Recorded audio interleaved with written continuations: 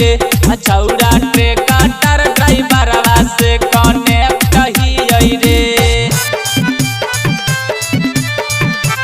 Recording by Deluxe Studio, Elegance, Jammu।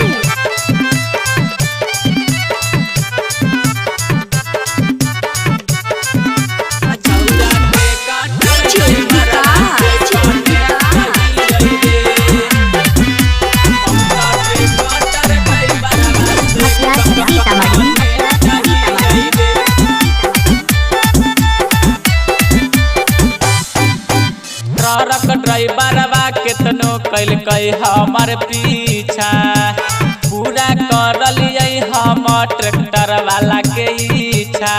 Tractor वाला के इच्छा ट्रक ड्राइवरवा केतनो कैलकै हमर पीछा पूरा कर लियै हम ट्रैक्टर वाला के इच्छा।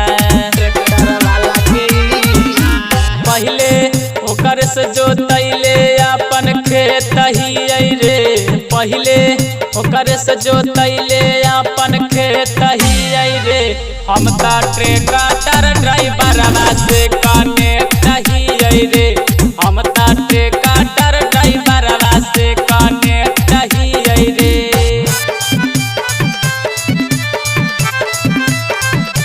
Recording by Deluxe Studio, Elegance, Jammu।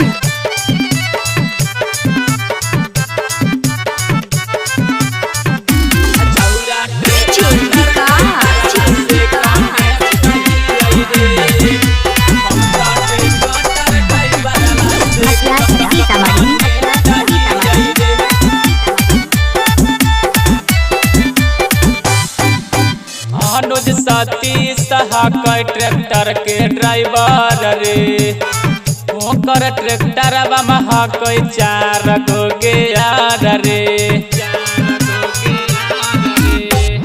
Anuj Satish tractor के ड्राइवर रे ओकर ट्रैक्टरवा महकै 4 गो गेयर रे।